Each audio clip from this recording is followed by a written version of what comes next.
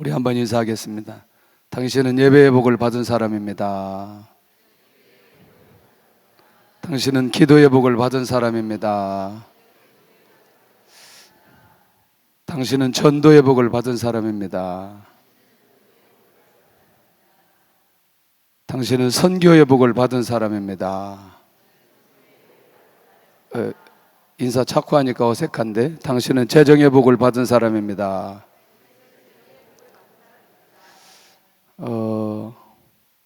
특별히 그 금요일 날은 그 성령께서 강하게 역사해 주시는 그런 밤입니다. 익히 우리 대전중앙교회는 소문이 난 교회입니다. 근데 제가 한 번도 못 와봤습니다. 그런데 이렇게 와서 보니 정말 하나님께서 그동안 어떻게 역사해 주셨는지, 어떻게 인도해 주셨는지 위에 목사님들 쭉 이렇게 보면서, 또 우리 고 목사님 사회 가시는 거 보면서 하나님께서 기도할 때 이런 마음을 주셨어요. 대전중앙교회 기도의 부흥은 한국교회 기도의 부흥이다. 기도를 제가 이 말씀을 부탁을 받고 하나님 앞에 기도하는데, 어쩌면 우리 교단에 그동안 상징적인 교회로 하나님께서 세워주셨습니다. 여러 모양으로, 여러 형태로 사용해 주셨습니다. 그런데 다시 기도로 사용을 받는다면 한국 교회가 일어날 수 있다. 그런 믿음과 그런 비전을 허락해 주셨습니다. 특별히 제가 이 기도에 관한 주제로 사실은 목회 전체를 설명하기는 시간이 좀 작지만, 그러나 가장 중요한 핵심적인 것들을 같이 나누고 우리 안에서 기도가 좀 열리면 좋겠다. 또 기도의 감각이 살아나면 좋겠고, 기도의 응답이 일어나면 좋겠다. 그래서 마음을 좀 내려놓고, 저는 그게 설교를 길게 하지 않습니다. 그런데 하다 보면 약간 이런 때는 지나갈 수 있습니다. 제가 우리 교회도 보니까 기존 시간에서 조금 더 지나가면 허리를 비틀고 시계를 보고 뒤를 쳐다보고 막 그러더라고요. 제가 길게 하진 않을 테니까 집중해서 잘 들으시면 주의 역사가 일어나게 될 줄로 믿습니다. 사실은 이 본문 내용 잠깐 하고 기도에 관한 주제를 좀 가보고 싶은데요. 바벨론이 유다를 침공하기 직전에 하나님께서 예레미야에게 말씀해 주십니다. 그 내용이 다른 게 아니고, 너는 내게 부르짖으라, 내가 내게 응답하겠고, 내가 알지 못하는 크고 은밀한 것을 내게 보이리라, 이 얘기거든요. 그런데 너무너무 궁금했어요. 왜냐하면 저희들도 기도에 관한 얘기를 들을 때 부르짖으라, 부르짖으라, 부르짖으라 이런 얘기는 많이 하는데, 도대체 뭘 부르짖고, 그러면 그때 부르짖으면 어떤 응답이 올 것인지를 구체적으로 잘 얘기를 안 해주는 거예요. 사실 이때 하나님께서 약속해 주신 게 뭐냐면, 바벨론에 의해서 나라는 멸망이 되는데 이 33장 전체는 하나님께서 회복을 약속해 주시는 거죠. 지금 마지막 바벨론이 쳐들어와 이제 유다가 멸망하는데, 멸망하는 유다를 향해서 어떻게 회복시켜 주실 건가는 부르짖는 기도를 통해서 응답해 주시겠다는 약속이거든요. 제 말 이해가 되시죠? 그러니까 회복시켜 주시겠다는 약속은 반드시 무엇을 통해서 역사해 주시겠다고 하시느냐? 부르짖는 자들의 기도를 통해서 응답해 주시겠다. 궁금하죠? 도대체 뭘까? 봤더니 6절에 가서 보면 성읍을 치료할 것이라고 말씀합니다. 성읍을. 잠깐 한번 우리가 성경을 보고 좀 가야 되겠습니다. 자, 6절 한번 보겠습니다. 33장 6절 시작. 그러나 보라, 내가 이 성읍을 치료하며 고쳐 낫게 하고 평안과 진실이 풍성함을 그들에게 나타낼 것이며. 그러니까 성읍을 치료하시겠다는 거죠. 부르짖는 기도가 유다 백성들 안에서 회복되기만 하면 비록 지금은 나라가 멸망하지만 반드시 성읍을 치료해야 과거의 모습으로 회복시켜 주실 거다. 두 번째는 7절입니다. 시작. 내가 유다의 포로와 이스라엘의 포로를 돌아오게 하여 그들을 처음과 같이 세울 것이며, 포로에서 돌아오게 만들고 처음과 같이 세우게 될 것이다. 그러니까 이 얘기가 마지막 바벨론이 침공하기 전에 에레미야에게 주신 말씀이기 때문에 이미 유다라는 나라가 멸망하면서 하나님께서는 이미 이스라엘 민족의 회복을 약속하고 있다는 거죠. 포로에서 돌아오고 이전처럼 세우게 될 거다. 그런데 무엇을 통해서? 부르짖는 기도를 통해서 회복시켜 주실 것이다. 이걸 하나님께서 말씀하시는 거죠. 세 번째, 자 8절 시작. 내가 그들을 내게 범한 그 모든 죄악에서 정하게 하며 그들이 내게 범하며 행한 모든 죄악을 사할 것이라. 그러니까 결국 우상 숭배 범죄 때문에 이스라엘 나라가, 유다가 무너지고 바벨론 포로로 잡혀갔지만 이제는 그들이 가지고 있었던 하나님의 징계가 일어났던 그 죄를 용서해 주시겠다. 어떻게 기도하면? 부르짖는 기도하면 하나님께서 반드시 회복시켜 주실 것이다. 약속입니다. 약속. 네 번째, 9절 한번 보겠습니다. 시작. 이 성읍이 세계 열방 앞에서 나의 기쁜 이름이 될 것이며 이 찬송과 영광이 될 것이요 그들은 내가 이 백성에게 베푼 모든 복을 들을 것이요 내가 이 성읍에 베푼 모든 복과 모든 평안으로 말미암아 두려워하며 떨리라. 아멘. 네 번째가 뭐냐면 그들에게 약속된 모든 복을 모든 사람들이 알 수 있을 정도로 복을 내려 주시겠다. 어쩌면 이제 우리의 기도가 회복되어지면 하나님께서 성읍, 가정, 사업, 직장을 치료해 주실 것입니다. 할렐루야. 이제 내가 죄로부터 자유하고 재정으로부터 자유하고 관계로부터 자유하고 환경으로부터 자유할 수 있는 그런 은혜를 내려 주실 것이다. 내가 어떤 죄를 지었어도 내가 하나님 앞에 죄를 고백하고 부르짖는 기도하는 자들의 기도를 들으시고 용서해 주실 것이다. 이제 하나님께서 약속하신, 유다에게 약속하신 그 모든 복을 부르짖는 자들에게 반드시 허락해 주실 것이다. 방향입니다. 이제 우리의 기도가 회복되어지면 하나님께서 반드시 이 네 가지 방향으로 계속해서 응답해 주신다는 건 제가 말씀드리는 게 아니고 하나님께서 직접 에레미야에게 약속해 주시는 것이라는 거죠. 그래서 이 시대에 부르짖는 기도가 회복되어야 될 필요가 있다는 것입니다. 저를 조금 소개하면서 기도 속에 주셨던 은혜들, 그 다음에 기도의 기본기들 몇 가지를 좀 한번 나눠보려고 합니다. 한국에서 교회를 개척하게 됐는데 처음에 제가 89년 10월 7일 날 처음 교회를 개척했습니다. 종신 3학년 때 교회를 개척하고 한 10년 목회를 하다가 하나님께서 20대 중국에 대한 비전을 주셔서 20대 주신 비전을 붙들고 중국에 가서 성삼 북경교회를 개척했습니다. 그런데 제가 중국에 간다고 하니까 저희 성도들 48명이 따라갔습니다. 직장, 사업장, 가정 다 함께 48명, 14가정이었습니다. 북경에서 미래가 보장되지 않았는데 오직 하나님만 바라보고 후원도 없이 48명이 중국에 가게 되었습니다. 이게 첫 예배를 2000년 1월 2일 날 드리게 되었습니다. 그렇게 하다가 2007년 2월 21일 날 제 비자 만료가 되어서 나왔는데 블랙리스트에 올려놓고 저는 한국에 나오게 되었습니다.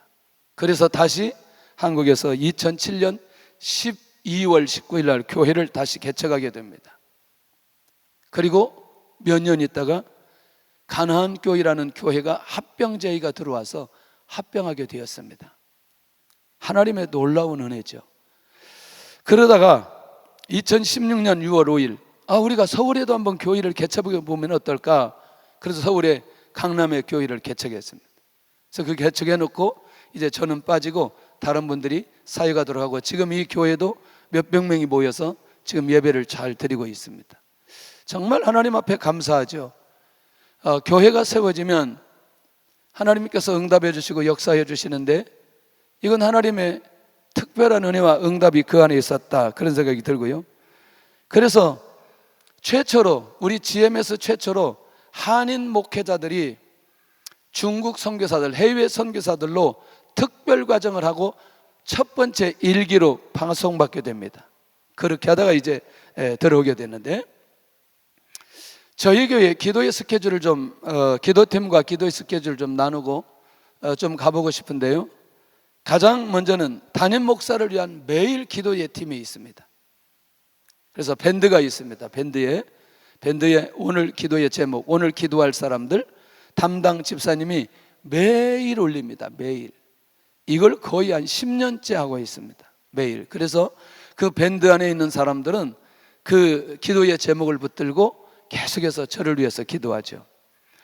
두 번째는 저희 교회는 아침과 저녁 예배를 드리는데 저녁에 이제 9시에 잠깐 모여서 예배를 드리고 그 다음에 11시까지 기도를 합니다. 12시까지 기도하는 사람들도 있고, 이거를 10년이 지나 내년 3월이면 11년째 하고 있습니다. 너무나 감사하죠. 왜냐하면 제가 아무리 저녁에 나와서 기도회를 하고 말씀을 전하고 기도를 하자고 강조를 해도 나오지 않으면 안 되는데 성도들이 함께 해주고 있습니다. 정말 감사하죠. 세 번째는 3시간 기도회 팀이 있는데 이제 저희가 9시에서 예배를 시작하고 11시 반 정도 끝납니다. 그러면 11시 반에 다시 3시간 기도를 합니다.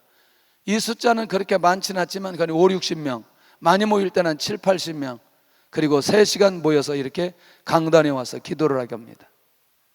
무슨 기도의 제목이든지 교회의 기도의 제목이 있으면 3시간 기도 카톡방에 올리면 모두 다 기도하기 시작합니다. 그리고 기도하겠습니다, 기도하겠습니다, 기도하겠습니다. 이렇게 기도의 팀이 진행되고, 그 다음에 밤에 그렇게 3시간 기도하는데 낮에 3시간 기도팀이 또 있습니다.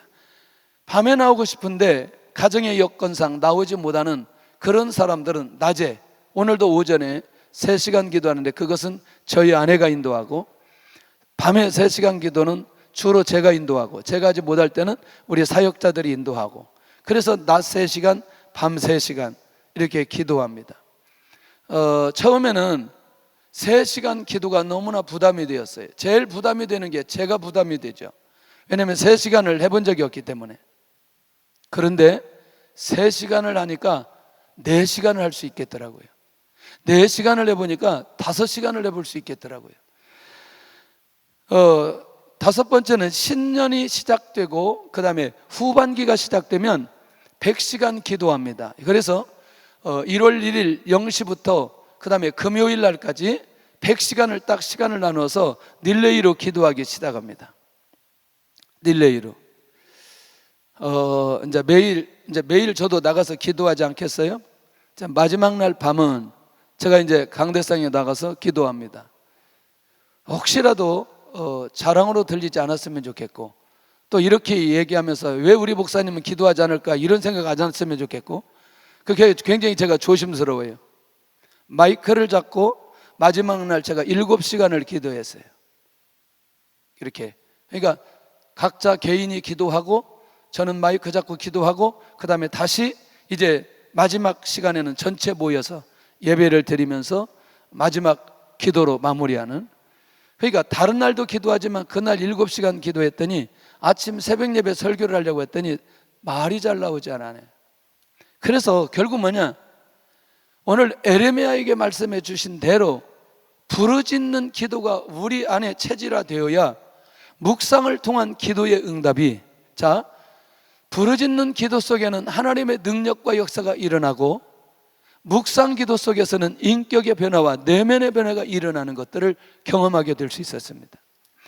자, 저는 정말 감사하게도 제 기도의 배경은 매일 4시간 이상 기도했던 어머니의 기도가 있습니다. 94세에 소천했는데 제 기억 속에서는 집에서 자는 날이 별로 없었던 것 같아요. 밤에 일단은 교회를 갔어요. 그리고 새벽에 오시는 거예요. 하루에 보통 4시간 교회에 가서 기도하고, 아니면 못 가는 날은 새벽에 가서 기도하고. 저는 제 기억 속에 만약에 비가 와서 교회를 못 가면 바로 방 윗목과 아랫목이 있는데 중간에 딱 앉아서 기도를 하시는데, 이거 도대체 짜증을 낼 수가 없어요. 왜냐하면 제가 짜증을 낼 정도의 시간이 뭐냐면 저를 위한 기도예요. 그러니까 가만히 듣고 있는 거죠. 얼마나 아침에 피곤한데요. 이게 어렸을 때 아침에 좀 늦잠을 자야 되는데 그 중간에 앉아서 계속 기도하는데, 저희 아버지가 소천하기 2년 전까지 예수님을 안 믿었거든요. 저희 집에 가면 오소리방이었어요. 오소리방. 아버님 혼자 담배를 태우시는데 하루에 2갑인 거죠.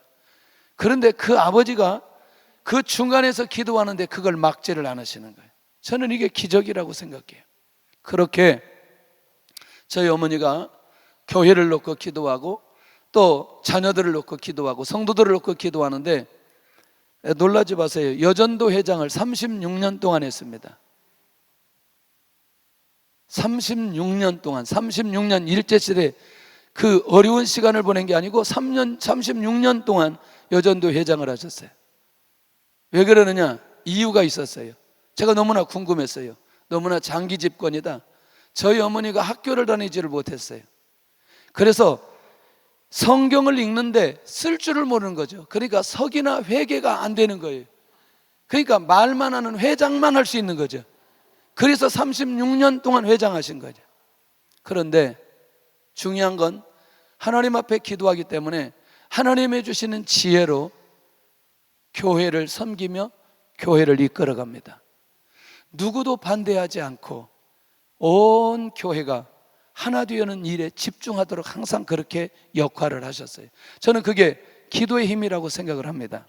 사실은 제가 이렇게 목회할 수 있는 것도, 기도팀이 이렇게 있는 것도 사실은 어머니의 기도다, 그런 마음이 항상 제 안에 있고, 그 다음에 낮 3시간 기도팀을 인도하고 언제든지 기도로, 그러니까 제가 기도할 때까지는 항상 집사람이 있어요. 저보다 물론 더 오래 할 때도 있지만 3시간 기도 낮에 하는데 이것도 쉽지 않거든요. 사실은 그냥 기도만 하면 좋은데 기도팀을 이끌어가면서 기도하는 건 쉬운 문제는 아니죠. 아마 저를 만나서 그런 고백글을 참 많이 해요. 정상까지 끌고 와서 너무나 감사하다. 어려울 때, 보이지 않을 때 끌고 와서 너무나 감사하다. 그래서 끊임없이 뒤에서 기도해 주시고, 그 다음에 우리 교회에 제가 그랬어요. 어느 날 기도 1시간 할 분 한번 손 들어보세요. 막 들어요. 2시간 할 분 들어보세요. 3시간 할 분 들어보세요. 그랬더니 5시간 할 분 들어보세요. 그랬더니 권사님 한 분이 손을 들어요. 이분이요, 이번 후반기 100시간 기도할 때 24시간 기도했습니다. 그 자리에서 매일 5시간을 놓고 기도하는데, 권사님 하나님이 무슨 감동 주셨어요? 그러면 목사님이 다 알고 계시잖아요. 전혀 과정이 필요 없이 영적인 대화가 되고 교회에 대한 얘기를 얼마든지 할 수 있는 거죠. 왜? 하나님께서 이미 기도할 때 감동을 주시고 응답을 주셨기 때문에 이 권사님하고 저하고 또 저희 아내하고 대화를 딱 이렇게 맞춰보면, 아, 이게 반드시 하나님의 응답이다, 역사이다라고 하는 걸 구분할 수 있는, 정말 감사하죠. 사실은 5시간 기도한다는 게, 그것도 꼭 저희는 이제 기도팀들을 강대상에 올라와서 기도하라고 그러거든요. 저는 성가대 의자에서 기도하고 우리 기도팀들은 강대상 올라와서 전부 다 이제 강화마를 깔아놓고 꼭 이 강단 앞에서 전부 다 이제 기도팀들이 기도하는데, 그 자리에서 5시간을 기도하는 거예요. 정말 개인적으로 생각해도 너무나 감사하다. 또 이분뿐만 아니라 계속 기도하는 권사님들이 있어요. 기도하는 2시간, 3시간.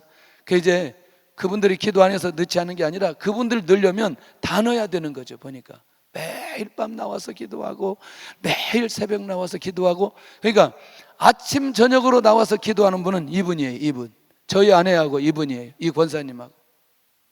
정말 너무나 감사해요. 이렇게 기도할 수 있는 것은 홀로 되었기 때문에 가능하다. 그러니까 남편이 없어요. 결혼을 안 하셨어요. 그러니까 기도에 집중하는 거죠. 집중하는 거. 자, 네 번째는 교회와 목회는 이 기도팀의 중보기도, 이 기도, 여러 기도팀들이 계속해서 뒤에서 기도로 밀어줍니다. 제가 여기 오는데 문자를 올렸어요. 3시간 기도방에 내가 대전중앙교회 내가 오늘 가서 말씀을 전하니 우리 기도팀들이 기도를 좀 해주시면 좋겠다 그랬더니 거기다 예 기도하겠습니다 기도하겠습니다 계속 막 올리는 이런 수많은 기도팀들. 그리고 낮밤이 있는데, 아니 아침 저녁이 있는데 우리 시무장로님들 거의가 나눠서 아침에 나오시는 분들 나오고 저녁에 나오시는 분들 나오고 나누어서 장로님들이 매일 나와서 기도하셔요. 저는 이게 정말 하나님의 은혜라고 생각해요. 그러나 기도를 긴 시간은 하지는 않지만 항상 그 예배에 참석하면서 결국 제가 사역하는데 뒤에서 버팀목이 되어주고 배경이 되어주신다. 그 생각해 보면 정말 감사하다. 자, 지금 조금 이제 원론적인 얘기를 좀 하려고 합니다. 우리 축구 좋아하시죠? 축구 안 좋아하세요? 네.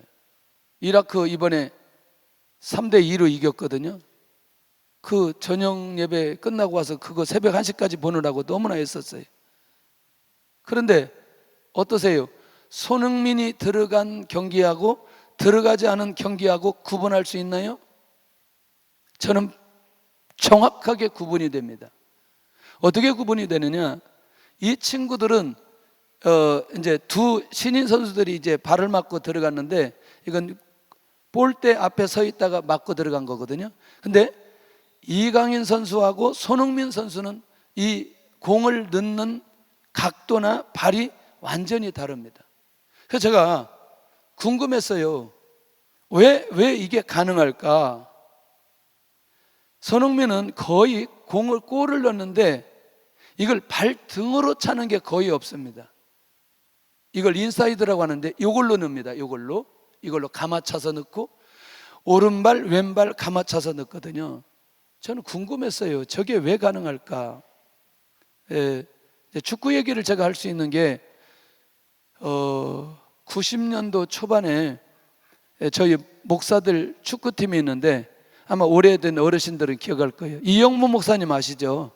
축구 선수 차범근 시대에 그 팀이 체육신학교를 만들어가지고 그 팀을 데리고 이영무 목사님까지 같이 선수로 나온 거예요. 그 팀하고 결승전 해가지고 저희가 2대1로 이기고 그때 그 대회에서 제가 득점왕을 했어요. 그러니까 축구 얘기를 제가 좀 할 수 있다. 그게 지금 설득되어라 그 말이에요. 제가 그냥 하는 게 아니라 조금 하니까. 그런데 인사이드로 공을 차려면 체력이 있어야 되고요, 스피드가 있어야 돼요. 이거는 많은 훈련을 하지 않으면 절대로 앞에 와서 인사이드로 찰 수가 없어요. 지금 선수들은 그렇게 인사이드로 차는 친구들이 별로 없습니다. 왜? 훈련을 시키지 않았기 때문에. 이 훈련을 누가 시켰느냐? 아버지가 시켰어요. 아버지가. 사실 함부르크에서 조금 이제 손흥민이 이제 이름이 있어지려고 할 때 아버지가 너 한국 가면 안 된다. 아버지가 아들을 보니까 너무나 부족한 게 많은 거예요, 실력적으로. 그런데 한국에 가서 쉬어버리면 다음 단계로 넘어갈 수 없다는 걸 아버지가 아는 거죠. 막았어요. 안 된다. 그러니까 아버지 한 번만 한국에 가게 해달라고. 그러니까 그러면 좋다. 가는 조건인데 너 몸무게도 빼고 가서 매일 훈련하는 조건이다. 예, 그렇게 하겠습니다. 그런데 그때 그 아버지가 뭐라고 얘기하냐면 하루에 감아차는 것 있죠. 감아차는 거를 왼발 500개, 오른발 500개 계속. 그러니까 아버지가 그런 얘기하는 거죠. 이거 어려운 건데, 자기도 어려운 건데 자기도 시범을 보이면 어떻게 들어간다는 거예요. 근데 그거를 500개씩 하는데 그게 우리가 말하는 손흥민이 존이라는 거죠. 그러니까 이걸 이론적으로 이해를 시키고 그 다음에 실제로 행동으로 하게 하는 거죠. 반복 훈련을 계속해서 하는 거죠. 계속해서. 이게 누구만 할 수 있느냐? 아버지만 시킬 수 있는 거죠. 아버지만. 저는 왜 기도가 안 되느냐? 이론적으로 기도가 정리되어 있지 않아요. 마태, 마가, 누가, 요한 사도행전에 가면 딱 기도의 정점이 떠지거든요. 제가 이 성경을 보면서 기도에 관해서 눈이 열려지면서 기도에 대해서 새로운 하나님의 계획과 인도하심이 있다는 사실을 알게 된 거예요. 왜냐? 예수님께서 제자들을 양육하실 때 그냥 이것저것 잽 이렇게 이것저것 이렇게 양육하는 것처럼 느낀단 말이죠. 그런데 그렇지 않아요. 마태, 마가, 누가, 요한 모두 다 한결같이 동일하게 반복하면서 기록된 게 뭐냐면 기도에 관한 내용인 거예요. 제가 이 전체를 다 하려고 했더니 시간이 너무나 없어요. 시간이. 그러니까 좀 간단간 좀 넘어갈게요. 자, 이제 양육을 하는데 예수님이 제자들이 전도도 하게 하고 귀신을 쫓아내는 권능도 가지게 하는데 3년 동안 동거하시면서 제자들을 양육합니다. 3년 동안 주님이 제자들을 위해서 헌신하시죠. 자, 그 다음에 이제 마태복음 5장 가서 보니까 가장 첫 번째 제자의 삶을 살아가는데 중요한 건 복음 안에서의 복에 대한 올바른 가치관을 가져야 복음을 위해서 헌신할 수 있기 때문에 이론적으로 그들 안에 있는 가치관을 바로 장착시켜 주십니다. 이게 마태복음 5장이에요. 산상수훈 5장, 6장, 7장. 놀랍죠? 8장, 9장은 주의 능력이 기록되어져 있습니다. 그런데 그 어간에 놀라우게도 빛의 소금의 사명을 양육하시고 악한 말을 듣는 자들에게 하늘의 상급이 크다 이렇게 양육하시는 거죠. 이게 지금 산상수훈에 있는 내용들이에요. 그 다음에 제자들의 인격과 인간관계를 양육하시는데 분노하지 않아야 되는 거, 맹세하지 않아야 되는 거, 이거. 그러니까 우리는 이런 얘기는 우리의 인격적인 변화와 삶의 변화를 일으키는데 제자의 삶을 살아가는데 이거 분노하면 제자의 삶 살 수 없거든요. 맹세에 관한 부분도 역시 마찬가지고요. 판단하지 않아야 되는 거, 음욕을 품지 않아야 돼. 이 얘기를 계속해서 얘기하시는 거예요. 이게 5장에 있는 내용이에요. 5장에 있는데요. 예, 그러니까 예수님의 제자로서 가져야 될 올바른 가치관에 대한 내용을 5장에 계속 예수님이 양육하시는 거예요. 그런데요, 딱 6장에 들어가는 순간부터 주님이 주기도를 가르치기 시작합니다. 거의 한 장 전체예요. 기도의 방에 양육하시는데 그때 6장 30절에 뭐라고 얘기하냐면 가장 완벽한 기도는 너희는 먼저 그의 나라와 그의 의를 구하라. 그리하면 이 모든 것을 너희에게 더하여 주시리라 하고 앞에 의식주 문제 얘기하고 그 다음에 주기도에 대한 내용인 거죠. 살짝 열어놔요. 근데 문제는 이때 예수님의 제자들이 이 말을 못 알아듣는 거예요. 못 알아듣는 거. 너희는 먼저 그의 나라와 그의 의를 구하라 라고 하는데 제자들이 못 알아들어요. 저도요 한 30년 가까이 이게 안 보이더라고요. 이게 안 들리더라고요. 너희는 먼저 그의 나라와 그의 의를 구하라. 이게 안 들려요. 안 들려. 근데 나중에 기도 응답 받은 걸 쭉 정리해 보니까 그의 나라와 그의 의를 놓고 구한 모든 기도는 나중에 보니까 내 기도까지 그 안에 다 포함되어져 있는 거예요. 그러니까 말씀을 통해서 기도에 대한 감각, 기도에 대한 가치관이 열려 있을 때 기도의 자리 갈 수 있고 기도의 힘이 나올 수 있고 기도를 지속할 수 있다. 그런데 말씀으로 내 안에 정리되어 있지 않으면 이 기도하는데 굉장히 힘들고 어렵다는 거죠.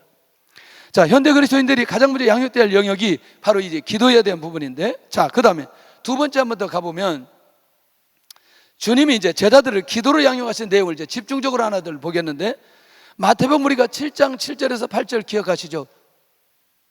구하라, 찾으라, 두드리라. 얼마나 많이 들었어요. 얼마나 많이. 구하는 기도, 두드리는 기도, 찾는 기도. 근데 받아내고 찾아내고 열리는 응답으로 계속된다? 근데 결국 뭐냐? 기도의 응답은 무엇으로만 가능하냐? 기도의 행위로만 가능하다는. 할렐루야. 자, 구하고 두드리고 찾는 건 내가 기도의 행위를 할 때에만 그렇게 할 수 있다는 거죠. 그러니까 우리는 기도하면 하나님께서 응답해 주시고 하나님께서 역사해 주시고 하나님께서 은혜를 내려 주시죠. 근데 아는데 중요한 건 10분 기도하기가 너무너무 힘들어. 1시간 기도하기가 너무너무 힘들어. 2시간 기도하기에는 너무너무 절벽이, 하기가 너무너무 어려워요. 그냥 지나가는 말만 말씀드릴까요? 한 15분 정도 기도하면 자기 소리가 약간 성령의 붙들림을 받게 됩니다. 한 10분. 근데 모든 기도하는 분들에게 제가 통계를 보니까 한 10분에서 15분이더라고요. 그러면 기도의 줄기를 약간 잡을 수 있어요. 그런데 지치지 않고 기도할 수 있는 건 1시간 딱 지나기 시작하면 성령께서 주도해서 기도를 끌고 갑니다. 소리, 내 몸, 생각, 1시간 정도를 계속해서 기도하다 보면 그 다음부터는 2시간, 3시간 너무너무 쉬운 거죠.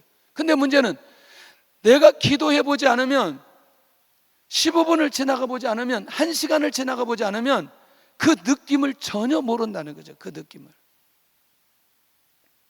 저도 이제 목이 좀 소리를 좀 좋은 소리를 가지고 싶은데 저녁에 소리 내서 기도하죠. 새벽에 소리 내서 7시까지는 일단 기도해야 되니까.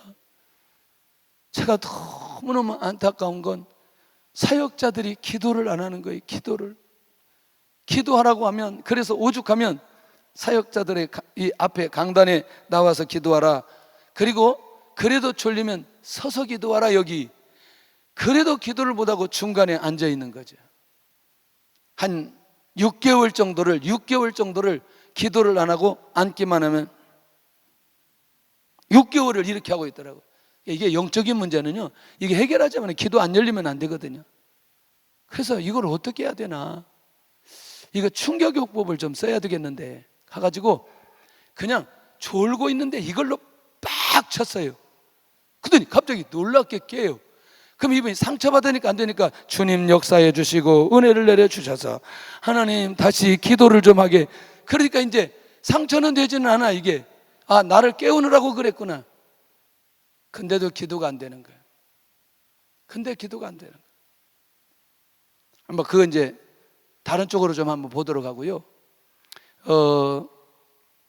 기도의 행위로 나아가지 않으면 절대로 기도를 통해 주시는 영적인 감동과 하나님의 능력을 경험하기는 매우 어렵다. 그러니 기도는 무엇을 해야 된다? 실제로 기도 행위를 해야 된다는 거예요. 소리를 내서 기도를 해야 된다는 거죠. 묵상 기도가 아니고 소리를 내서 기도해야 된다는 거죠. 할렐루야. 그 다음에 이제 마태복음 18장 18절에 주님께서 양육하시는 내용 중에 한 가지가 뭐냐면 땅에서의 기도가 하늘에서 결정된다고 양육하십니다. 보세요. 땅에서 매면 하늘에서 매고 땅에서 풀면 하늘에서 풀린다. 그러니까 하나님께서는 기도자들을 통해서 역사해 주시고 기도자들을 통해서 은혜를 내려 주시고 기도자들을 통해서 하나님의 기적을 베풀어 주시는데 이미 땅에서 기도가 시작됐다는 건 나머지 결과는 끝났다는 거죠. 그러니까 하나님의 응답의 결정은 어디에서 결정되느냐? 땅의 기도로 결정된다는 거예요. 와, 이거를 제자들에게 살짝 또 양육해 주시는 거예요. 그러니까 땅에서 뭐 하라?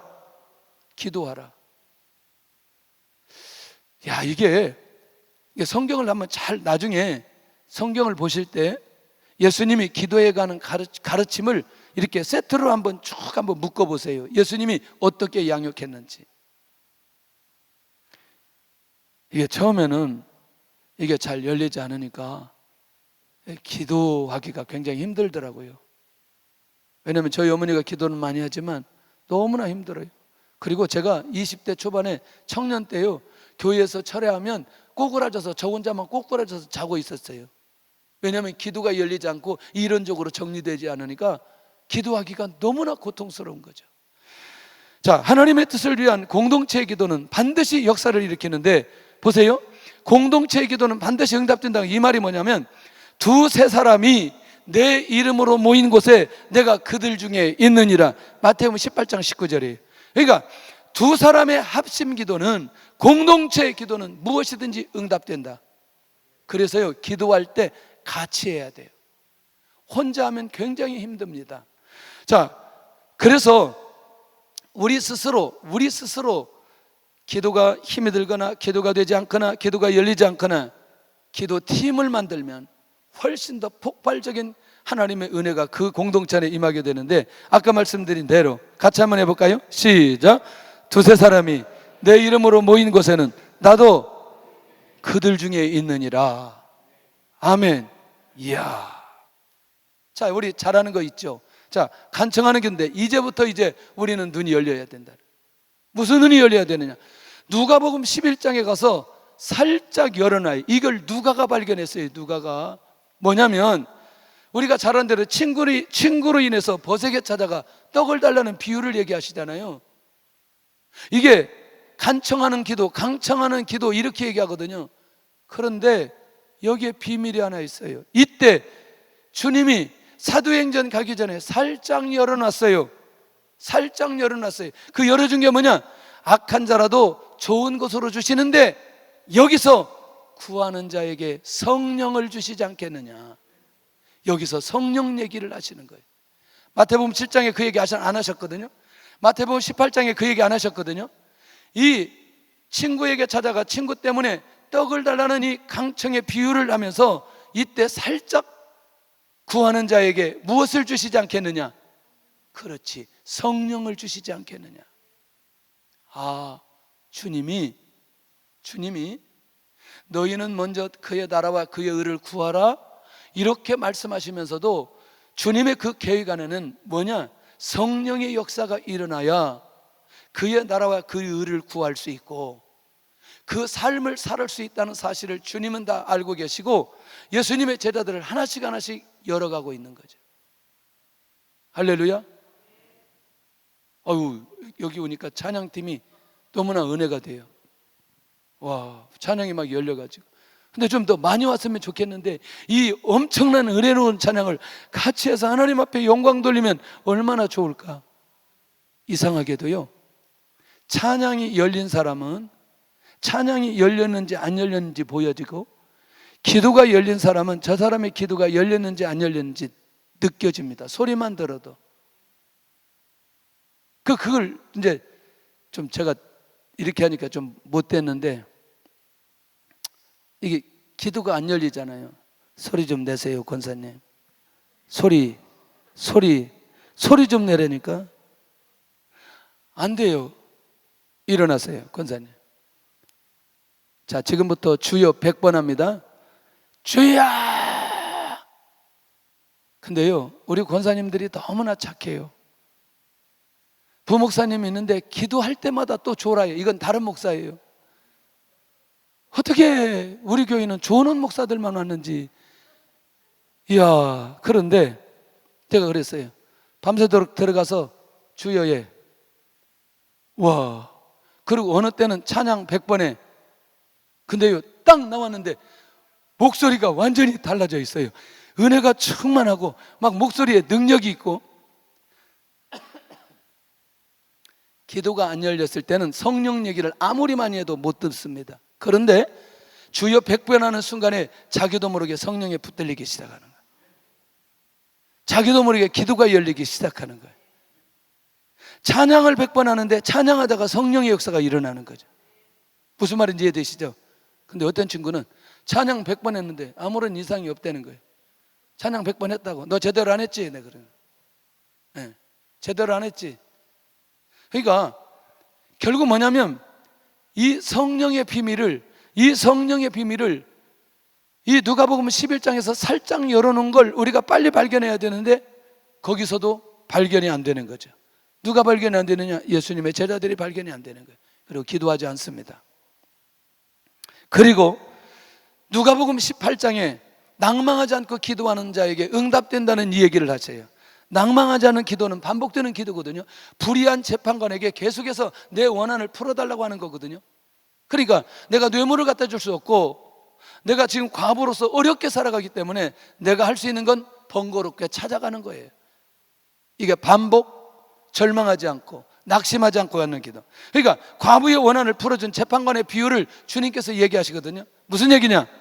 성령의 역사가 일어날 때까지 기도하도록 누가복음 18장에 이미 양육해 놓은 거죠. 예수님이 떠나고 제자들이 마가의 다락방에서 열흘 동안 기도할 수 있었던 비결은 이미 이론적으로 예수님의 제자들이 훈련받아 왔기 때문에 열흘 동안 그들이 마가의 다락방에서 기도하고 성령 역사가 일어날 때까지 기도했기 때문에 가능했다는 거지. 이게 이해되시죠? 그런데 이미 이게 3년 동안에 예수님의 제자들이 열렸다 안 열렸다? 안 열렸어요. 안 열렸어요. 예, 누가 크냐?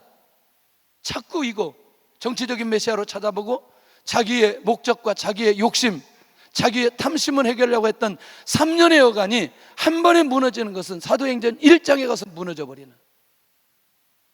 그러니까 우리의 기도가 여기까지 가버리면 그 다음에는 고민할 이유가 아무것도 없다라는 거죠. 조금 더 가볼게요. 드디어 사도행전 1장 5절에 성령을 위해 기도의 방향을 주님이 제시합니다. 예루살렘을 떠나지 말고 아버지의 약속하신 것을 기다리라. 너희는 몇 날이 못 되어 성령을 선물로 받으리라. 예수님이 부활하시고 승천하기 직전에 이 얘기가 제자들에게 들린 거예요. 그때 들린 거예요. 그때 제자들에게 이제 예수님이 떠나가면 보혜사 성령이 역사해 주시구나. 그럼 이제는 우리는 뭐 해야 돼요? 기도해야 되죠. 기도해야 되죠. 제가 어제 오늘도 그런 얘기 했어요. 자, 1년에 우리가 무언가를 결정해야 될 결정적인 상황들이 있어요. 한두 번. 그런데 내가 성령으로 충만하고 하나님의 말씀으로 충만하고 은혜가 충만한 가운데 오늘 내가 무엇을 결정해야 될 상황이 되었을 때는 성령의 인도받아 결정하게 됩니다. 이미 이 결과는 끝난 거죠. 그런데 내가 기도도 무너졌고 하나님의 관계도 무너졌고 예배도 무너졌고 말씀도 놓치고 불순종하는데 내가 무언가 결정해야 될 상황이 있는 거죠. 바르게 결정할 수 있을까? 이미 여기서 결정하는데 결과가 어떻게 갈 것인지 보여지는 거죠. 이해되시나요? 그러니까 이 성령의 인도받아 성령에 따라서 무엇을 결정한다는 건 굉장히 중요한데 이게 이론적으로 우리 안에 정리되어 있어야 되는 거예요. 그냥 막연하게 성령을 놓고 기도하세요 이런 거. 그럼 성령 놓고 기도하는데 뭐예요? 은사 달라고 기도해? 능력 달라고 기도해? 여기 이유가 있다니까요. 오직 성령이 너에게 임하시면 너희가 권능을 받고 예루살렘, 유대, 사마리아 땅끝까지 이르러 내 증인이 되리라 하시니라. 이게요 성령의 역사의 가장 중요한 절정인 거죠. 그래서 이상하죠. 하나님의 나라와 하나님의 뜻을 놓고 기도하면 응답이 빨리 와요. 근데 내 기도하는데 잘 응답이 안 와. 왜? 그건 내 거니까. 그런데 하나님의 나라와 하나님의 영광을 놓고 기도하면 나중에 보니까 내게 다 해결이 되어 있어요. 자, 조금 더. 자, 응답받는 기도자가 누구냐 그러면 하나님의 뜻을 위한 기도자 한나인데 지금부터 이제 응답받는 기도의 내용이 무엇인지를 좀 한번 봐야 되겠어요. 저희들 이제 그 기도하고 응답받은 내용들도 이제 조금씩 나눠야 되지 않겠어요? 자, 이겁니다. 엘리 제사장 시대에 영적으로 어두운데 이 어두운 영적인 시대를 바꿔갈 수 있는 사람이 필요한 거죠. 그런데 이때 하나님 앞에 원통한 마음으로 기도하는 사람이 있어요. 누가? 한나. 제가 질문을 던집니다. 한나는 자식이 없을 때만 기도했다? 본래 기도하는 사람이었다? 본래 기도하는 사람이었다. 하나님의 역사는 언제 나타나느냐? 내가 하나님 앞에 끊임없이 기도하고 하나님과 나의 관계에 열려있는 그 사람에게 기도의 제목 주시는 거죠. 그러니까 하나님의 뜻을 알게 되는 거죠. 그렇지, 이 시대에 하나님의 사람이 필요하지. 하나님 아들 주시면 하나님께 드리겠습니다, 이거예요. 그러니까 나를 위한 응답이기도 하지만 사실은 하나님의 뜻을 위한 기도를 한나가 했기 때문에 사무엘이라는 아들을 얻게 되어지는. 그러니까 기도라고 하는 건 응답받을 때는 뭐냐? 하나님의 뜻이 무엇인가에 대한 감각이 우리 안에 살아날 때에 그거 놓고 기도하면 이게 얼마 가지가 않아요. 바로 즉각적으로 응답이 되어지는. 그리고 한나는 서원한 대로 성전에 사무엘 갖다 놓고 거기서 양육하게 합니다. 두 왕을 세웠어요, 사무엘이. 그러니까 한나의 믿음을 가만히 살펴보니까 1장에서는 기도의 행위만 있지 2장에 딱 들어가 보니까 한나가 어떤 믿음을 가지고 기도했는지 기가 막힌 고백을 하는 거예요. 거름더미에서 올려주시사 귀족과 함께 하시고 하나님은 죽이기도 하시고 살리기도 하시고, 이 고백을 2장에 가서 이 한나가 고백하는데 이게 기도하는 사람을 통해서만 고백할 수 있는 내용이라는 거예요. 그러니까 무슨 얘기냐, 하나님의 뜻을 구할 수 있는 사람은 나와 하나님의 관계가 열려서 끊임없이 기도하는 사람이 하나님의 뜻을 구할 수 있다, 하나님의 뜻을 알 수 있다. 이게 비밀이라는 거죠.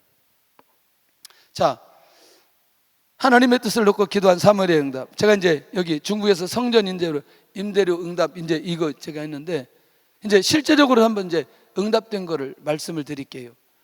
중국에 갔는데 부흥이 됐어요. 교회가 부흥이 돼서 건물을 얻었는데 건물 앞뒤 거리가 57m예요. 57m. 그러니까 전체 다 하면 한 1000명 정도 들어가는데 뒤에 약간 막아서 800명 정도 들어가는 거예요.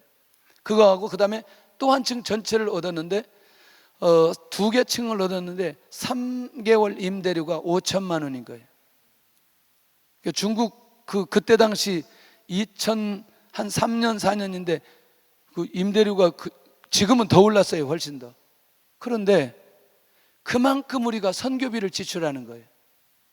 그러니까 석 달만 되면 내 마음이 오그라지는 거죠. 오그라드는 거죠. 이 5천만 원 또 이거 어떻게 해야 되나. 우리가 선교 안 하면 그 비용 가지고 임대료 해결할 수 있는 거죠. 너무나. 그래서 하나님 앞에 기도했습니다. 하나님, 제가 이 문제를 하나님 앞에 내놓고 기도하고 응답을 받아야 되겠습니다. 제가 임대료 때문에 사역을 못 하겠습니다. 이게 왜냐하면 중국 사람들이 임대료 안 주면 불을 내리겠대요. 불을 꺼버리겠대요. 전기를 끊어버리겠대요. 그럼 우리 그것도 주일날 끊겠대요. 주일날 임대료 안 주면. 하나님 앞에 기도했어요. 그래서 내가 이제 응답이 될 때까지 금식 기도해야 되겠다. 하나님 역사해 주시고 은혜를 내려 주셔서. 이제 제가 제일 금식을 못 합니다. 그래서 금식을 제대로 해본 적은 5일 작정하고 3일까지 해보고 그 다음에 먹었어요. 그래서 저는 3일이 최고예요. 그래서 3일 작정하면 이틀 저녁은 먹어야 돼요. 저녁제. 배고파서 못 견디겠어요. 그런데 제가 금식을 한다고 하면 저희 아내가 소문내고 하지 마라, 조용히 하라 하려면. 어차피 당신 마지막까지 못 가니까 소문내지 마. 소문내. 조용히 해, 조용히. 그래서 이제 주일날부터 이제 제가 이제 금식하는 거죠. 근데 토요일날 집사님 한 분을 불렀어요. 세상의 주님을 깊이 있게 사랑하는 집사님. 세상의 주님이 뭔지 집에 가서 한번 생각해 보시면 알 수 있어요. 세상의 주님이 뭔지. 이제 그 집사님을 불러다가 그 집사님이 본래 이제 좀 이렇게 헌신을 하시는 분이었어요. 그래서 집사님, 내 이 임대료 때문에 내가 너무너무 죽겠다. 임대료 1년 동안 좀 감당했으면 좋겠다. 그랬더니 이렇게 저는 여기 있고 이렇게 쳤나. 목사님, 제가 한 번이면 모르겠는데 1년 동안 제가 어떻게 책임집니까? 봤더니 2억이더라고요. 1년 거가. 그러시냐고. 맞지요? 지금 장로님도 아닌데 집사님이, 그것도 세상의 주님과 깊이 있는 교제를 하는 분이 성령인도 받기가 어렵지. 알겠습니다. 돌아가세요. 그리고 이제 그 다음 날이 주일이에요. 어차피 아침은 금식. 이제 외국에 있으니까 손님들이 많이 찾아와요. 점심 때 제가 금식. 그리고 오후 4시에 오후 예배예요. 자, 이제 강단이 이렇게 있고 이제 강단 의자가 저쪽에 있어요. 그래서 이제 오후 예배를 준비하려고 이렇게 딱 서 있는데 갑자기 누가 이 대각선으로 누가 이렇게 달려와요. 어제 그 집사님이 뭔가 종이를 하나 들고 이렇게 쭉 달려오는 거예요. 저한테 오는 거예요. 야, 이분이 뭐냐? 그랬더니 갑자기 용수철 그 노트를 찢어가지고 1년 임대로 제가 책임지겠습니다. 딱 올려온 거예요. 바로 그날 저녁 밥 먹었어요. 왜냐하면 응답이 되었잖아요. 응답이. 이분이 1년 6개월 동안 감당했어요. 1년 6개월 동안. 제가 차 살 때도 한 2천만 원, 14만 원이니까 지금 돈으로 한 3천만 원. 그냥. 근데 하나님께서 또 이분을 나름대로 또 하나님께서 길을 열으시고 복을 내려주시는, 응답해 주시는 거죠. 석 달 만에 한 10억, 중국에서 15억. 이렇게 또 이제 수입이 되더라. 그때 당시. 하나님 진짜 멋있는 분이죠.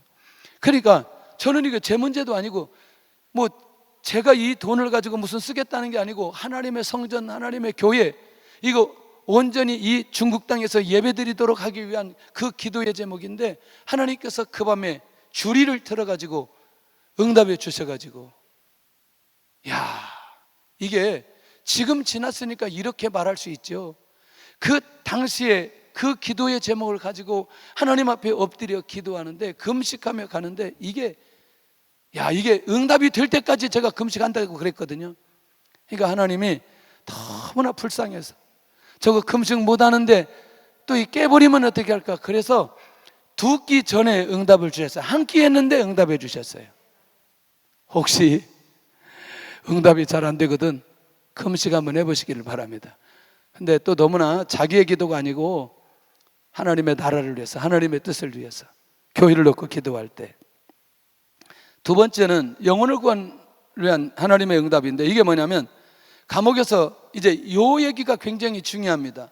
자, 바울 사도가 성령의 인도 따라 빌립보에 갔는데 귀신 들린 여종을 쫓겨냈더니 갑자기 그 귀신 가지고 점을 치는 주인이 갑자기 귀신이 떠나가니까 점을 치지 못하니까 이 사도 바울과 신라를 고발해버린 거죠. 그리고 옷을 벗기고 직사게 때려가지고 감옥에 넣어버린 거죠. 그런데 이때 기도가 뭐냐면, 분명히 성령의 인도 따라 빌립보에 왔는데 하나님 왜 이런 고난이에요? 왜 이런 핍박이에요? 이 기도가 아니고 우리를 감옥에 보낸 하나님의 뜻이 무엇인가요? 이게 기도인 거예요. 그런데 이때 기도할 때 어떤 일이 벌어지죠? 옥터가 움직이고 옥문이 열리고 가장 충격받은 사람이 간수 아니겠어요? 하나님께서는 이 사도 바울이 이 감옥에 들어와야만이 응답받을 수 있는 이 간수, 여기에 하나님의 뜻이 있구나. 간수 가정을 구원하시기 위한 하나님의 계획과 인도하심이 여기에 있기에 이 기도가 응답되어지는. 할렐루야. 그러니까 하나님 앞에 영혼을 놓고 기도하면 반드시 그 영혼에 대한 응답이 구원의 역사로 일어나게 만들어주는데, 교회를 개척하고 얼마 되지 않았는데 우리 집사님이 오셨어요. 제가 전도사 때인지 기억이 안 나요. 목사 때인지. 목사 된 것 같아요. 목사님, 우리 할머니가 무당인데요, 이거 도대체 내가 못 견디겠습니다. 이걸 해결을 해야지. 어떻게 해결하기를 원하느냐. 하여튼 구원받아야 되죠. 무당이 구원받기 쉬워요, 어려워요? 어렵죠. 그래서 제가 2주 기도하겠습니다. 그래서 밤마다 이제 기도하는 거예요. 강대상에서 하나님, 그 할머니 구원하여 주시고 역사해 주시고 은혜를 내려 주옵소서. 2주 기도했는데 우리 집사님 앞집에서 아줌마 한 분이 쫓아왔어요. 목사님 큰일 났습니다. 왜 그래요? 그 집사님이 인사불성이 된 거예요. 땀을 펄펄 흘리고 뭐 이렇게 얘기한. 제가 가는데 그래서 제가 딱 이거 물었어요. 그만할까요? 더 할까요? 그랬어요. 그랬더니 이거 끝까지 가야 된대. 오케이, 2주 더 기도할게요. 그래서 이제 또 기도 2주를 하는데 기가 막힌 일이 벌어졌어요. 이 무당 할머니가 과거를 다 잊어버렸어요. 그리고 자기 발로 익산에서 안양까지 온 거예요. 그리고 이제 우리 교회에서 안수기도를 받고 있는 거예요, 이분이. 그리고 그 다음 날부터 새벽 예배를 다니지. 소천할 때까지 새벽 예배 다니신 거예요. 그런데 이제 무당을 했으니 무당을 정리를 해야 되지 않겠어요? 자, 지금부터 무당 정리하러 갈 사람 손 들으세요. 5명이 손 들더라고요. 오늘 가겠습니다 그랬더니 4사람 빠져버리고 한 사람만 나왔어요. 둘이 갔어요. 둘이 이제 익산까지 와가지고, 와, 방에 들어가 봤더니 그 저고리, 그 다음에 봉투, 그 다음에 쌀, 이게 막 수북이 쌓여 있는 거예요. 다 꺼내가지고 마당에다 다 태우고 정리 다 하고, 그 가치원분한테 먼저 올라가시라고, 나는 여기에서 좀 자고 싶다고, 이 방에서 영적인 기쁨과 영적인 승리를 나는 맛보고 싶다고 올라가시라고. 그래서 거기서 그 밤에 이제 자는 거예요. 야, 얼마나 이 영적인 승리의 감격과 기쁨이 얼마나 기가 막힌지. 건너편에는 우리 집사님 형부가 언니하고 사는 거죠. 건너편에는 저 혼자 여기서 자는데, 아침에 일어났는데 그 형부가 영업용 택시, 개인 택시 운전수예요. 아침에 왔는데 차를 잊어버렸어. 어젯밤에 자동차를, 영업용 개인 택시가 없어져 버렸어. 저 지금 할렐루야, 오늘 이 영적인 감격과 기쁨이 충만한 가운데 하룻밤을 자고 일어났더니 차가 없어졌어. 술이 잔뜩 취해가지고 온 거예요. 어제 어디 가셨어요? 어제 막 기억을 더듬어 장례식장에 갔다네요. 장례식 집에 있대. 옛날에는 그 장례식을 장례식장에서 안 하고 집에서 다 했잖아요. 시골에서. 거기 갔다가 많이 마시고 차를 잊어버리고 놓고 온 거예요. 갑시다. 겨울이니까 여러분들이 그 가스차는 그게 시동이 잘 걸리지 않아요. 따뜻하게 해야 돼요. 맞지요? 갔어요. 그런데 아무것도 안 했고 키 돌렸는데 이 시동이 걸리는 거예요. 이 집 다 타세요. 다 타. 지금부터 서울로 올라갑니다. 서울로 올라가는데 모두 다 갈멜산 기도원에서 5일 금식입니다. 이분들을 모두 다 갈멜산 기도원에 집어넣어놓고 나는 영업용 택시 타고 다니는 거예요. 이제 이게 제가 지나고 나서 얘기하지만 이게 현실적으로 하나님 앞에 한 영혼을 놓고 기도할 때, 제가 이제 이런 기도 응답 얘기를 하면 진짜 아주 너무너무 재미있는 스릴 있는 내용들이 얼마나 많은지 몰라. 얼마나 많아. 그러니까 영혼 놓고 기도하면 하나님께 역사해 주시는데, 이게 잊어버릴까 봐 하나 더 해야 되겠어요. 중국 가기 전에 학교 신호위를 다니는입니다. 제가 신호위를 인도하는, 선생님들을 인도하는 거예요. 몇 개 학교를 했냐면 13개 학교를 인도했어요. 13개 학교를. 그러니까 목회하면서 하는 거예요. 우리 교회 성도들이 뭐 적은 건 아니고 그때 한 300명 정도 됐으니까요.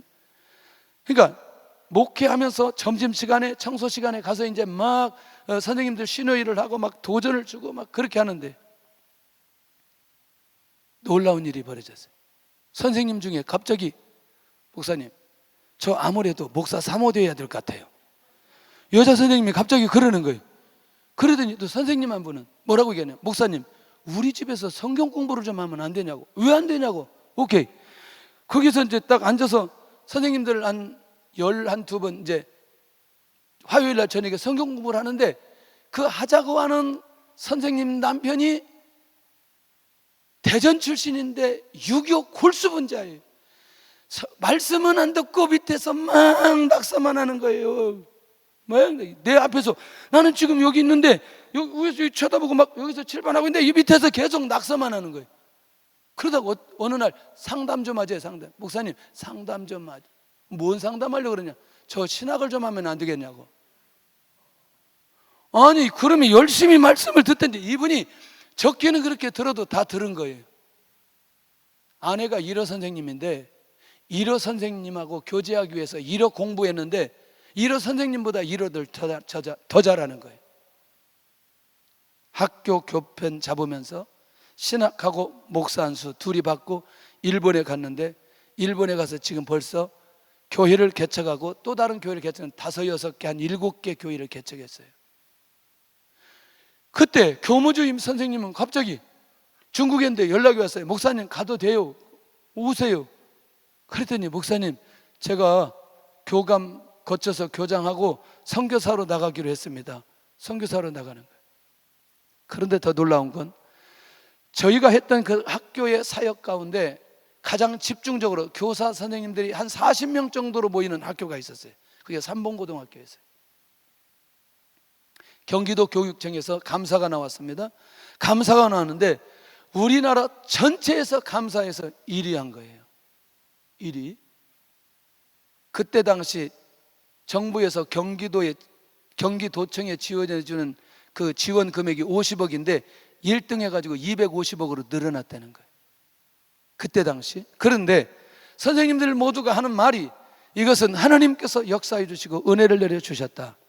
아까 그렇게 자기 집에서 성경 공부하시는 분은 일주일에 6번을 저를 만나는 거예요.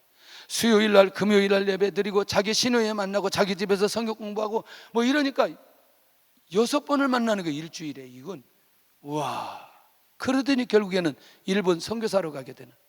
그러니까 결국 하나님 앞에 영혼을 놓고 기도하면 영혼의 변화와 영혼의 헌신과 영혼이 회복되어지고 영혼이 사명을 발견하는 일들이 계속해서 일어나기 시작하는 거예요.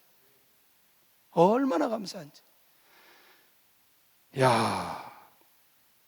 세 번째가 하나님을 이 땅에 나타낼 갈멜산 기도, 엘리야의 기도입니다. 악한 시대에 악한 왕의 통치에 일어나야 될 응답이라는. 그러니까 불을 내려야만이 하나님께서 응답해 주셨다는 사실을 사람들에게 보여주는 것이고, 내가 엘리야가 하나님의 종인 것을 보여주기 위한 응답이에요. 할렐루야. 가장 강력한 방법으로 응답하여 하나님을 나타내시는데 이게 기가 막힌 거죠. 저희가 이제 지하에 있다가 신도시로 이사를 해야 되는데 이 기도가 진짜 기가 막힌 기도예요. 아무것도 없어요. 보증금 2천만 원인데 2천만 원도 1천만 원은 저희 매형 보험회사, 우리 두 번째 등록한 성도님의 1천만 원, 그러니까 다 주어야 되는 거죠. 아무것도 없는데 이제 신도시에 와서 건물을 하나 보고 이제 삼각산에 가서 기도하는 거죠. 하나님 역사해 주. 혹시 삼각산 능력봉을 올라가 보신 분 계세요? 능력봉 혹시라도 가보신 분? 할렐루야. 대전에서 너무나 멀어. 능력봉 매일 가는 거죠. 그러니까 그 산 밑에까지 1시간 차를 가져가지고 산에서 1시간 반 올라가고 1시간 반에서 올라가면 다시 10분은 기어서 올라가야 돼. 이제 정상까지. 그걸 매일 가는 거죠. 실제로 우리가 간 거는 3월부터 9월까지 갔는데 횟수로 이게 이제 날짜별로 해보니까 결국 한 100일 정도 올라간 거예요, 우리가. 매일. 그리고 내려오면 새벽 예배 시간인 거예요. 그러니까 아무것도 없으니 하나님 우리 저 건물을 허락해 주옵소서, 이게 기도인 거죠. 그런데 저는 건물에 대한 기도인 줄 알았어요. 이거 초창기였거든요. 지나고 나서 보니 기도자로 키우기 위한 과정이었어요. 기도자로 키우기 위한. 어느 날 도남동에 신방을 갔는데 내가 교회 가서 우리 성도들을 싣고 다시 여기 북악스카이웨이 연예인교회까지 와야 되는데 그 시간이 없는 거죠. 제가 교회를 갔다 올 시간이 도남동이니까 그래서 바로 제가 승용차를 타고 그 밑에 가가지고 양복을 입은 채로 올라가는 거예요. 거기는 온도 차이가 너무나 나서 지금 정도 가면 스키복을 입어야 되고 스키복 위에다가 파카를 입어야 되고 파카를 입고 다시 비닐을 뒤집어 써야 정상에서 이 오는 바람을 맞으면서 기도할 수 있거든요. 근데 그날은 혼자 올라가니까 1시간에 올라가니까 이 옷이 다 젖은 거지. 와이셔츠, 양복 다 젖이고 구두 신고 올라가니까.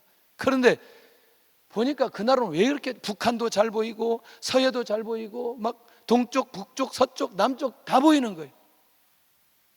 저는 그때 평생 사역할 수 있는 응답을 받았다고 생각해요. 제 친구들을 보니까 다 괜찮더라고요. 좋은 교회, 큰 교회 사역하고 우리 학교 다닐 때 벌써 신학생이 마크와이브 타고 다녔으니까 대단한 거죠. 우리 그거 좀 끼어 타려고 얼마나 우리 정말 노력 많이 했어요, 옆에서. 그런 분위기 속에 아무 배경이 없는데 어떻게 해야 되나. 근데 북쪽, 동쪽, 남쪽, 서쪽 이렇게 바라보면서 하나님, 제 평생의 사역은 하나님 우리 주님밖에 없습니다. 역사에 주옵소서. 지금 뭐 때문에 올라갔어요, 우리는? 저는 이 건물 때문에 올라갔는데 하나님 앞에 신앙 고백하게 만드는 것, 이게 저를 기도자로 만드는 결정적인 과정이었어요. 근데 막 눈물이 쏟아지는데 막 거의 한 1시간 정도를 우는 거예요. 계속 막. 하나님이 나의 배경입니다. 주님이 나의 배경입니다. 하나님, 이 목회를 인도해 주옵소서. 9월달 정도 됐는데 연락이 왔어요. 건물 7층을 놓고 기도했는데 5층 오더라고. 5층은 우리가 기도하지 않았기 때문에 못 얻습니다. 이건 또 뭐야? 그냥 주는 대로 얻지. 7층은 어떻게 됐습니까? 여호와 증인들이 계약을 했다는 거예요. 제가 딱 이렇게 쳐다보고 회장님한테, 회장님, 이 건물은 망합니다. 내가 지금부터 기도할 테니까 잘 기억하시기 바랍니다. 와버렸어요. 진짜 그렇게 얘기했어요. 이 건물 망합니다. 그 사람 들어와가지고. 근데 그분이 자기 아내가 권사님이에요. 건물 짓는 분이. 근데 교회 주면 안 된다는 소문을 어디 들어가지고 그렇게 이제 우리를 힘들게 한 거죠. 그러더니 나중에 연락이 왔어. 그럼 7층 계약할 수 있겠냐고. 그럼 우리가 그동안 기도했는데 계약해야지. 그런데 궁금한 거죠. 무슨 일이냐? 그랬더니 이 건물이 부도난다는 소식을 듣고 여호와 증인이 2천만 원 손해보고 저쪽으로 도망갔다는 거예요. 그런데 그 건물에 이미 교회가 계약하고 들어왔는데 여호와 증인이 들어온다고 그 교인은 다른 데로 도망가고, 우리는 이 건물에 들어오는 응답을 허락해 주시고. 저는 이렇게 얘기합니다. 내가 하나님 앞에 온전한 기도자가 되기 위해서 기도의 그릇을 만들 때가 있어요. 이런저런 돈도 필요하고 옷도 필요하고 애들 문제도 있고 건강도 있고, 이건 뭐냐? 나를 기도자로 만들도록 하나님께서 기회를 주시는 거다. 그런데 내가 완전 기도자가 되면 주의 뜻을 놓고 기도하도록 끌고 갑니다. 이제 이 굉장히 중요한 비밀입니다. 그러니까 성경의 인물들이 대부분 내가 개인적인 기도를 통해 기도자가 되어지고, 그리고 기도자가 되어서 주의 뜻을 보여주는 순간부터 이제 다른 세계로 넘어가 기도하기 시작합니다. 그때는 우리는 건물이었어요. 건물, 하나님 오직 건물. 그런데 이 기도를 통해서 하나님이 저의 영적인 수준을 올려주신 거예요. 기가 막힌 방법으로 올려주시는 거예요. 기도하면 하나님께서 역사해 주시는구나. 하나님께서 은혜를 내려주시는구나. 교회가 부흥됐어요. 왜냐면 신도시로 갔으니까 이게 사람들이 교회 차는데 너무나 많이 차. 한 층을 또 얻어야 되겠어요. 한 층을 또 얻어야 되는데 세상에 이 위층이 찜질방으로 해가지고, 이야, 겨울에 얼마나 강단이 따뜻한지. 위에가 고운 방이에요. 강단 위에가. 그래서 강단에만 올라가면 너무나 따뜻해. 할렐루야. 내가 추위를 못 견딘 줄 아시고 이 강단 위에다 고운 방을 주셔서 너무나 감사합니다. 할렐루야.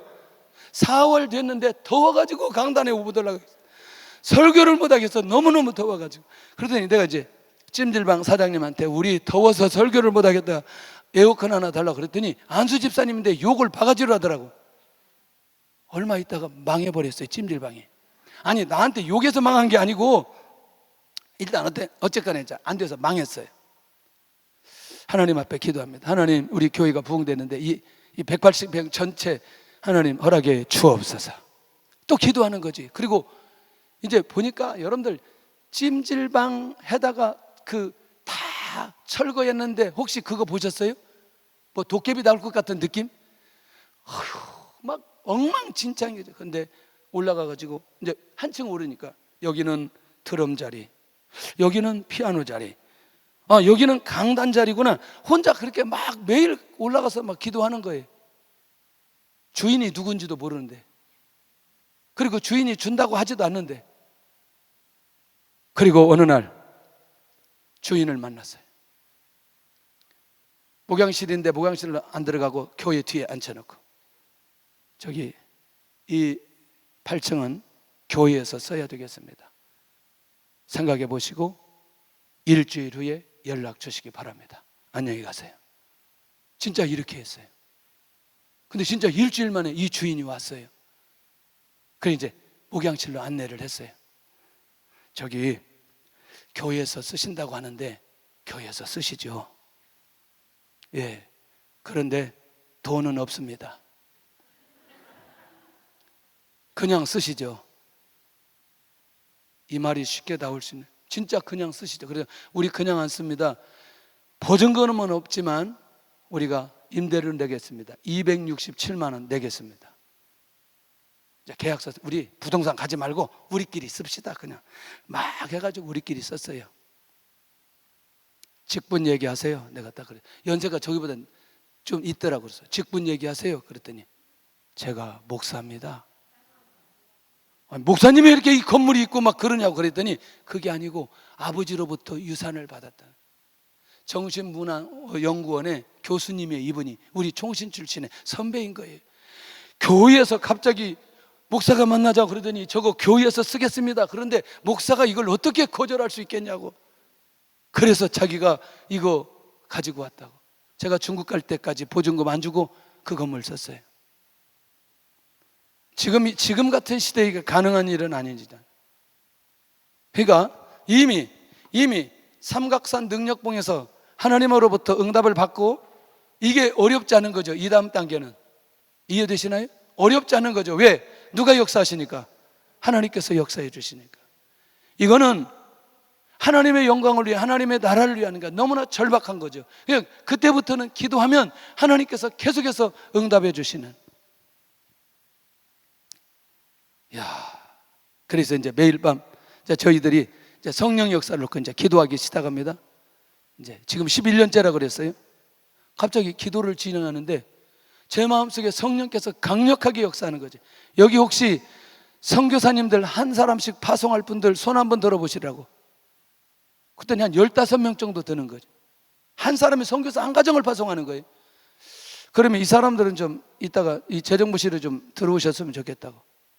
그랬더니 세상에 그 소식을 듣지 못한 분들이 나중에 와가지고 나도 좀 하면 안 되겠느냐고. 그래서 내가 얘기했죠. 지금은 여러분들이 하겠지만 여러분들이 만약에 하지 못하면 교회에서 할 테니 하는 만큼만 하세요. 1000불 할 수 있으면 1000불 하고 500불 했으면 500불 하고 18명이 선교사 파송한다고. 지금은 거의 다 교회에서 합니다. 그렇게 시작하게 해주셨어요.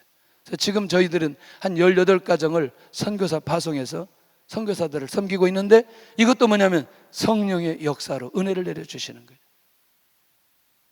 이거 베이박스 얘기해야 이거 마무리가 되는데 시간이 너무나 많이 갔어요. 보통 1시간 설교하는데 60분 하고 72분이 지났는데 더 하고 가요? 하나 더 해요? 괜찮아요? 설교 길게 한다고 또 집에서 투덜거리지 말고. 여기는 제가 이제 하지는 않았지만 갑자기 인터넷을 보다가 마음속에 너무나 부담이 되는 거죠. 청소년들이 가출을 14만 명 정도 한다는데 14만 명? 그러면 얘들이 가출하면 반드시 성경험이 있는데 이거 누가 해결하지? 나중에 다시 또 조사를 해봤더니 국무총리실에서는 20만 명 얘기하는 거예요. 1년에 가출을. 이거 뭔가 해결을 해야 되겠다 하고 베이비박스 처음에 했던 그 목사님을 찾아갔어요. 목사님 어떻게 하시게 됐냐고. 그랬더니 보니까 아들이 장애우더라고요. 24살, 27살인데 아들이 이만해. 그리고 침대를 보통 이렇게 누워야 되잖아요. 침대를 이렇게 해서 여기다 놓은 거예요. 뉘은 거예요. 이 아들 때문에 사실은 이 목사님은 시작하게 된 거예요. 그런데 저는 교회가 뭔가 사회적인 일을 감당해야 되지 않겠냐 기도를 했어요. 하나님, 우리 교회에 베이박스를 설치하게 해 주옵소서. 열심히 기도했어요. 열심히 기도했는데 베이박스를 신청을 했어요. 신청한다는 소식을 듣고 경찰서부터 전화 오기 시작하는 거예요. 시청에서 전화 오고 경찰서에서 전화 오고 그거 법이 아닌데 왜 베이비박스 만들어가지고 뭐 하느냐. 그러시냐고. 알았다고. 계속 한 번만 더 전화 오면 내가 방송국에 연락해 버린다. 그랬더니 전화를 다시 안 하더라고. 그래서 베이박스 설치를 했어요. 아이들을 하나님 믿음 안에서 공동체 안에서 학교를 세워서 아이들을 잘 양육하게 해 주옵소서. 하나님 이 아이들을 우리가 어떻게든 양육하게 해 주옵소서. 막 기도하는데 성도들이 하나씩 아이들을 위탁하기 시작하는 거예요. 그 다음에 입양하기 시작하는 거예요. 그 아이들이 지금 3학년이 됐어요. 3학년이 됐는데 이 아이들이 너무너무 잘 자란 거예요. 어떤 아이는 복음 메시지 외우다가 5살짜리인데 한글을 깨우쳤어요. 어떤 제가 중매했는데 자녀가 없는데 갑자기 쌍둥이가 들어왔어요. 쌍둥이는 누구 집에서 입양해야 된다 그랬더니 진짜 애들 입양했는데 엄마 아빠하고 똑같이 닮았어요. 애들이 쌍둥이가. 이렇게 해서 한 160명 정도 왔습니다. 아이들. 그런데 지금도 제가 그렇게 얘기했어요.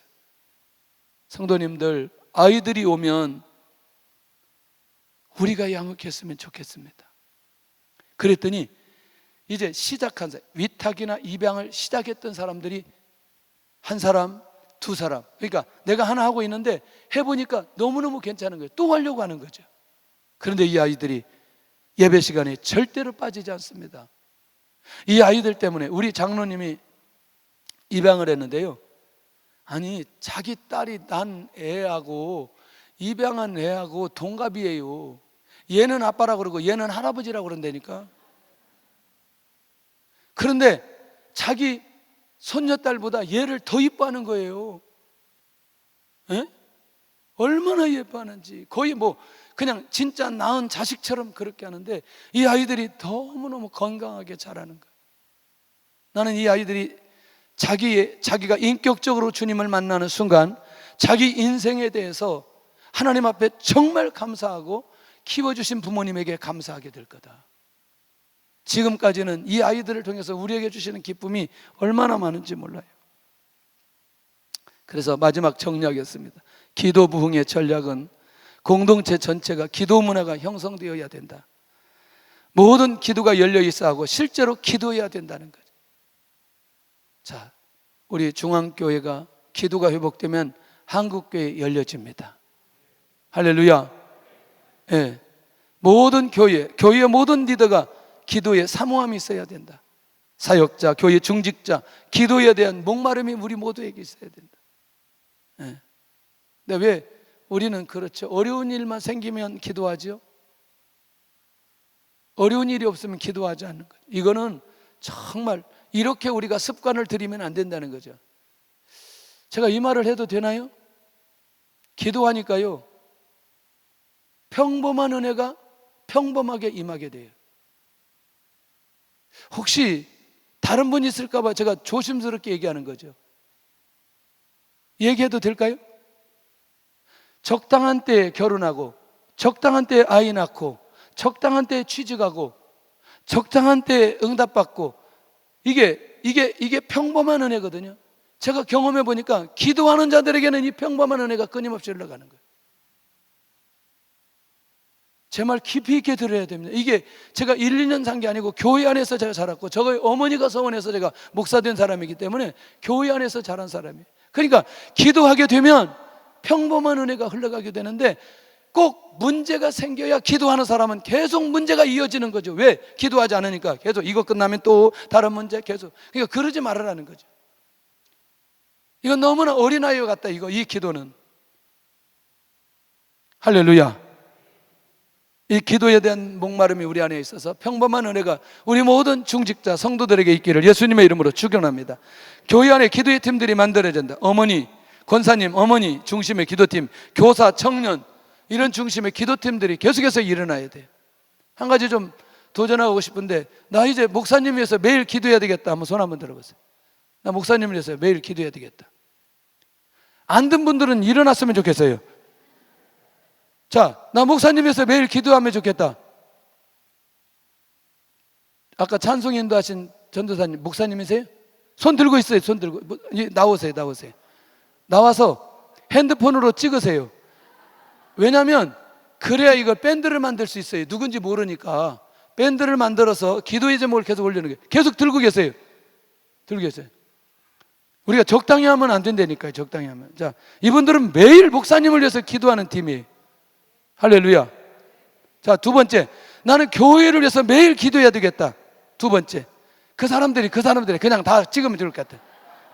오케이. 여기서부터 시작됩니다. 기도는 여기서부터 열리기 시작됩니다. 할렐루야.